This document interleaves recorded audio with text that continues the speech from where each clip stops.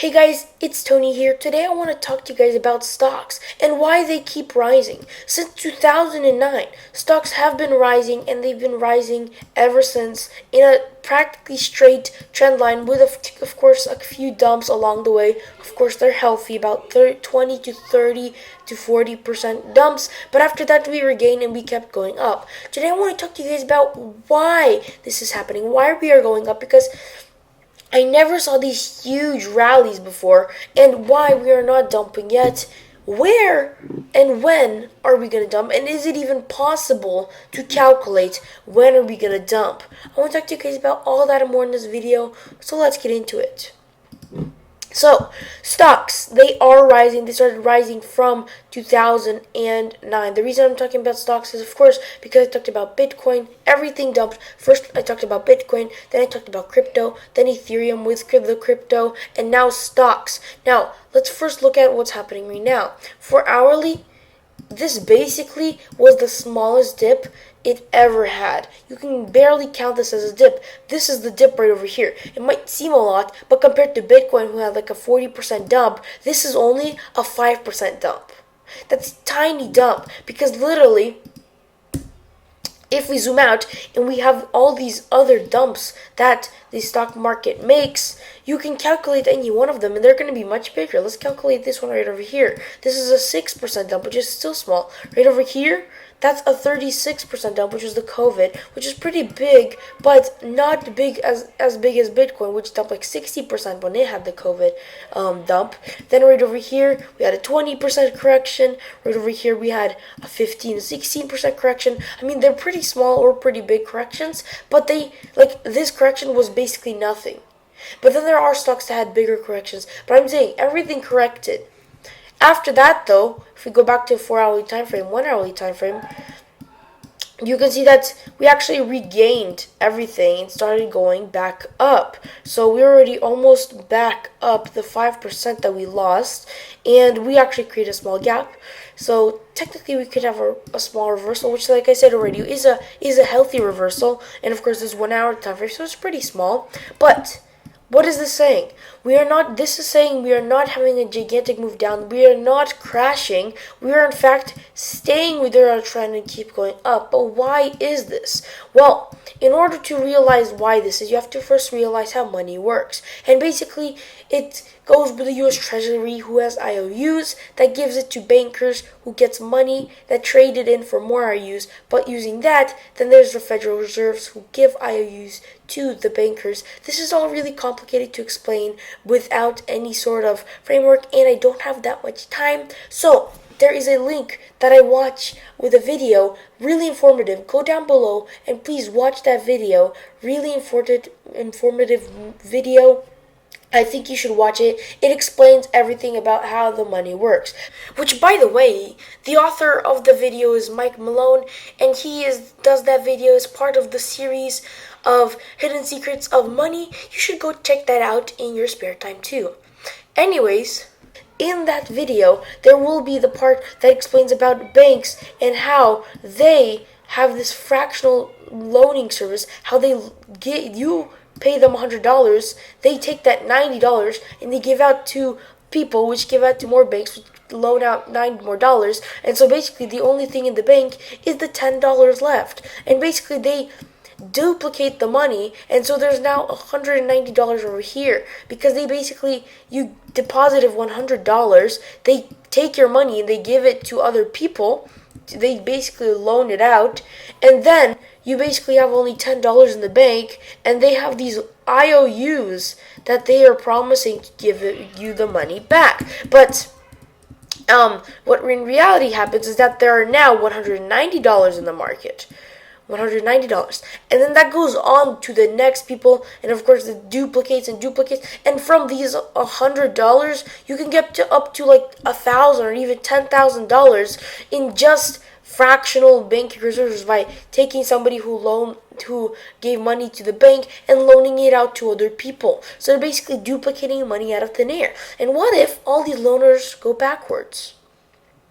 Well, then the whole entire market will collapse, because the bank, of course, does not have the amount of money needed, and then everything will just collapse, which is why we will collapse if everybody decides to do this, to go backwards. Everybody decides to give their money to bankers. And why does this even happen? Maybe they lose the trust because this whole entire market is trustworthy. This all provides on trust. The whole entire US dollar economic system is on trust. And if the people do not trust the system, they will probably take their money out and take their loans out, and this will backtrack, which will cause everything to fall. This happened a lot of times before. We've seen this in the Great Depression, right over here in the February 1932.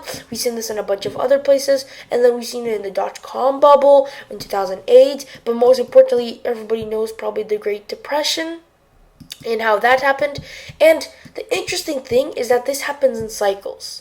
There's something called the quantitative wave, and this is basically saying that this is all in cycles. We have the first cycle right here that happened when there was like the steam engine bubble, and then it was going up, and there was so much people investing into the steam engine and the cotton, and after that there was this gigantic collapse and a gigantic bubble that just burst, and it had a recession, huge gigantic recession, and this wave was about from 1793 to 1847, so that was about 100 years, so a whole entire lifetime. Then we had another one over here, railway, that was another railway bubble, and everybody was hyped about the railway and all those locomotives and all those railways going out to everything. And this also had this gigantic crash at the end because everybody lost their trust, and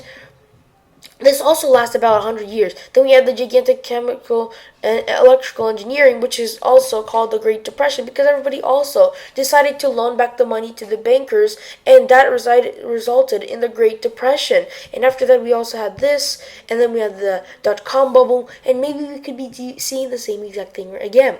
This is why I believe stocks should fall. Like always, we don't go up forever. But then, how, like this wave, like I said, this could tell where the stocks could go. And by the way, if you don't understand this, there's another video by the same author. I also posted with the link down below, because this video is supposed to be short and that explanation would take a long time, so it'd be easier, and he explains it much better than me. So go and watch that video if you can, that explains everything. But after we actually have been going on for this 100-year cycle, it keeps repeating. So could we be doing the same exact cycle? Yes, we could. We of course can be doing the same exact cycle, and these cycles usually last about 75 years. That's because it's about a lifetime. And in these cycles, you can split them into 4 parts. You can split them into the first part, which is spring. They're basically labeled by the seasons of the year. You have spring, when you enter into and start pumping. And then after you pass this line, which is about the average, you go to summer. And this is where it peaks, that whole entire inflation, because this is all inflation and deflation. And after it peaks, this is when the bubble pops. So over here, at the start all the way to the end of the rising, that was all the bubble actually gaining and hype, and everybody getting hyped up. And after this bubble pops right over here, then we go into fall, and we literally fall. We don't fall, the bubble bursts and everybody just goes and falls to the ground. And right over here, when it goes from fall to winter, because winter is the end, when we go back down, this is when we have this gigantic recession, and that's when we have those huge gigantic falls in stocks and in everything else. And this happens all the time. We had the gigantic Great Depression in the middle of right over here, which was actually 1929. Same thing right here in the dot-com bubble, 2008, we fell. And maybe we could be doing the same exact thing right over here. We could fall. And so you have all of these waves. But then there's the problem. How do you calculate this? Because, like I said, this already is about a lifetime. And if we calculate from the start, which is about 2010, and then we go all the way to about the end of 2080 or something like that, that's a whole entire 70 years. How do we split that up? Well, we can't really figure it out. What we have to do is look at the U.S. government and see what are they doing. Because when U.S. government raises interest rates and there's higher inflation, the prices go up. As soon as the inflation flips, then we will be seeing this deflation period, and when we're actually going to be falling down. So The price, I cannot really explain when are we going to be falling down because this is all trust with people. The people are the ones that are driving the market. You are driving the market. By paying and getting loans from the banks, you are providing the necessary money to add to the circulation, which raises the inflation, which causes the stock market to rise. But as soon as the people will realize that this is all fake, they will take their money away all at once, which will cause the banks to break, which will cause the whole entire system to break, which will cause it to fall. This can happen soon, this can happen later, but this does look like it could happen. This could happen in this century because we already can be seeing higher inflation by everything. But this does seem like it could be happening sooner rather than later because we're already seeing higher inflation.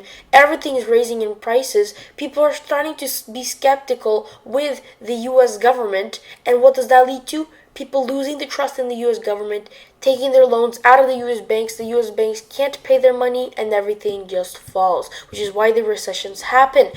So technically, the recessions are the people's fault, but the government implanted that monetary system in the first place, so it's technically the government's fault. So, when is this going to happen? I don't know, because you can't really predict. You can about see because of the government, like I already explained, but you can't precisely know, which is really, really interesting. But there will be a dump this century, like there always was. We have a dump every century because of this quadratic wave. We have it every century. History repeats itself, and until we learn, which humans usually don't, we will keep this up. As long as either we do not learn or the U.S. government stays, we will keep doing this period of 100-year cycle. So that is why you cannot really know when the stocks or anything will fall down. But we do know that we do have a cycle and it will have to fall eventually. So with that being said, hope you guys enjoyed this video. If you did, leave a like down below. Subscribe if you haven't already. Don't forget to click that post notification bell. I'll see you guys next video. Bye!